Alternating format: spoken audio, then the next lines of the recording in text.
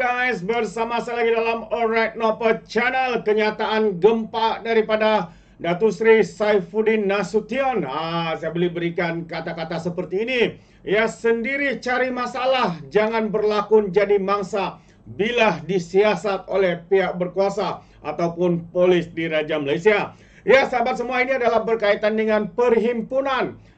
Perhimpunan aman. Namun apa yang mengejutkan, perhimpunan ini tidak mendapat permit ataupun kebenaran untuk berhimpun, tetapi dilakukan juga oleh geng-geng yang cuba untuk menebuk atap ini.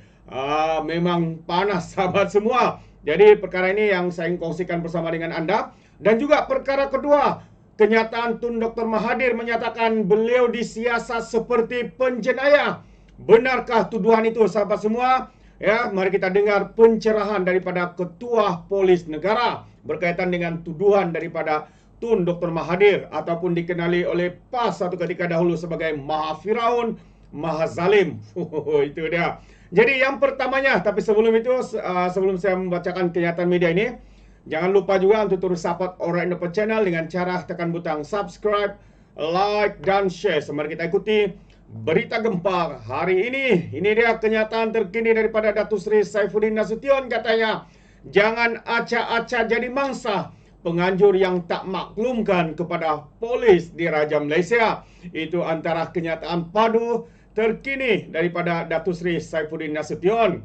Penganjur Himpunan Selamatkan Rakyat tidak perlu memainkan naratif seolah-olah menjadi mangsa apabila polis apabila dipanggil untuk memberi keterangan kepada pihak polis susulan perhimpunan itu tidak mematuhi Akta Perhimpunan Aman 2012. Menteri Dalam Negeri Datuk Seri Saifuddin Nasution Ismail berkata, menerusi akta berkenaan, penganjur perlu memaklumkan kepada polis untuk mengadakan perhimpunan, namun gagal melakukan perkara itu. Tambah lagi, adalah menjadi tanggungjawab penganjur untuk memaklumkan kepada polis, dan jika tidak maklum dan ini mengundang kepada tindakan polis untuk memanggil penganjur untuk diambil keterangan dan atau memberi keterangan. Katanya lagi, penganjur tidak boleh acak-acak jadi mangsa kerana keengganan mereka untuk memaklumkan perkara yang paling asas, katanya pada satu sidang media khas di Putrajaya hari ini. Saifuddin Nasution berkata tidak timbul isu bahawa kerajaan Madani menghalang rakyat untuk mengadakan perhimpunan kerana sebanyak 78 permohonan untuk berhimpun telah dibenarkan setelah semuanya mematuhi Akta Perhimpunan Aman 2012 sepanjang tahun lepas dengan kertas siasatan dibuka tanpa ada pertuduhan di mahkamah.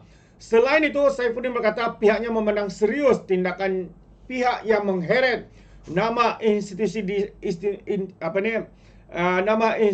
istana dalam perhimpunan itu.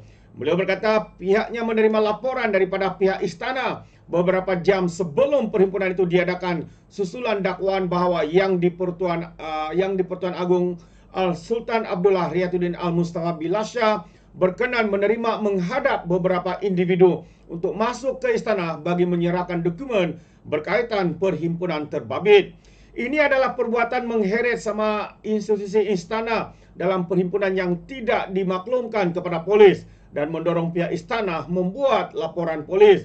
Apabila pendekatan disiasat dibuat, ia lebih kepada teguran dan nasihat, dan apabila melampaui batas seperti mengheret institusi istana, saya percaya tindakan sebenarnya akan dilakukan oleh polis di Raja Malaysia, kata Saifuddin lagi.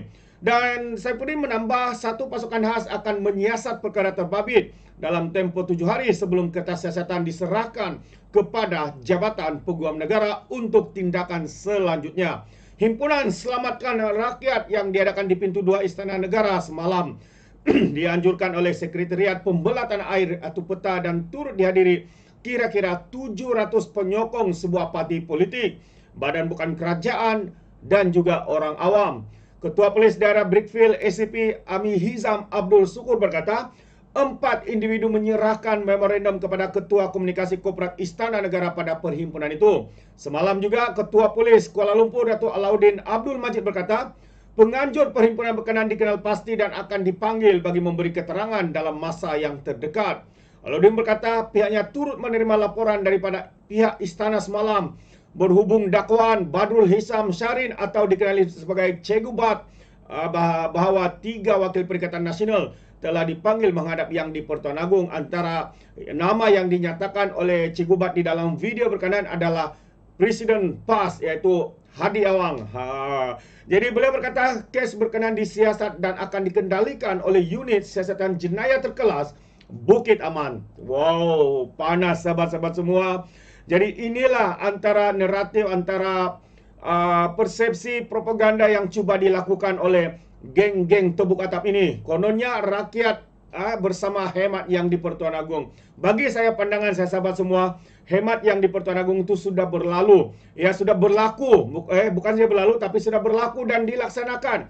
Ya, apabila Agung menitahkan untuk membentuk kerajaan perpaduan. Dan kita masih ingat, ya, dua pemimpin utama yang dipanggil, pertama yang dipanggil adalah daripada Perikatan Nasional, Muhyiddin Yassin dan juga Hadi Awang. Namun apabila diberikan penerangan, mereka tidak setuju untuk bergabung dengan Pakatan Harapan membentuk kerajaan perpaduan. Lalu apa yang mereka buat sahabat semua? Masihkah Anda ingat? Apabila keluar dari istana, mereka membuat satu sidang media.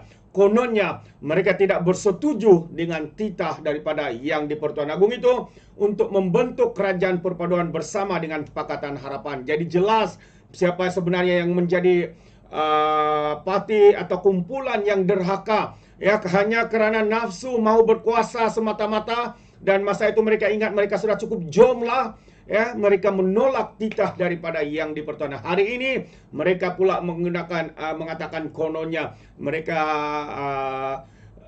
bersama dengan hemat Yang di-Pertuan Agong.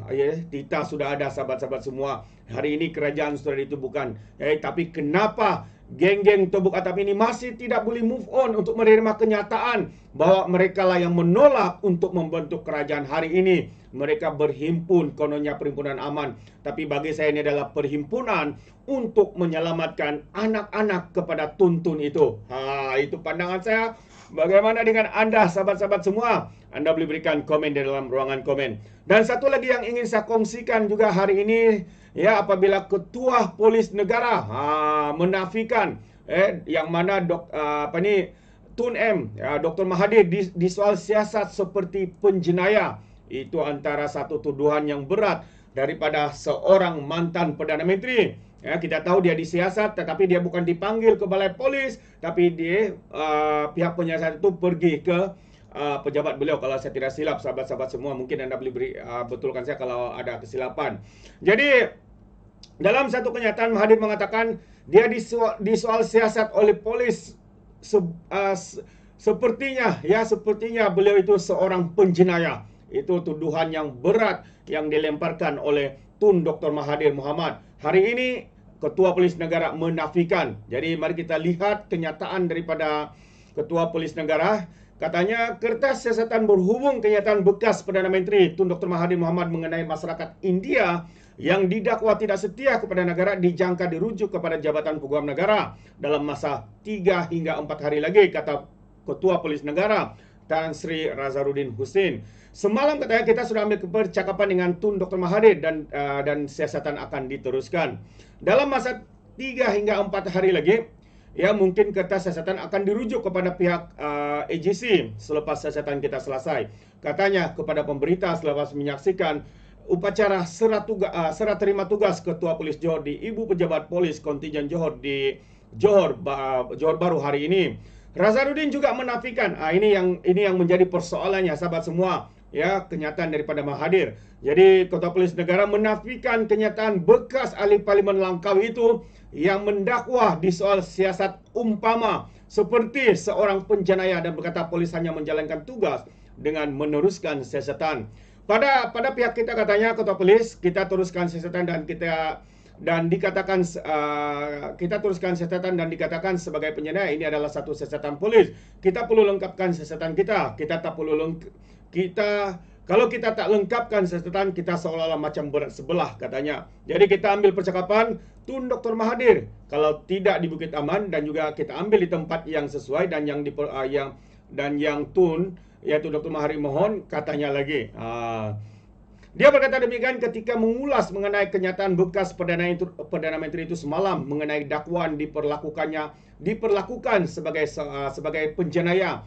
kerana telah disoal siasat lebih daripada 10 kali sejak beberapa tahun lepas berikutan kenyataan yang dikeluarkannya. Sebelum ini, Mahathir mengeluarkan satu kenyataan dalam satu temu bual bersama saluran TV satelit India, dipetik mendakwa masyarakat India Malaysia masih tidak setia sepenuhnya kepada negara ini kerana masih terikat dengan negara asal mereka. Itu antara kenyataan daripada Mahathir.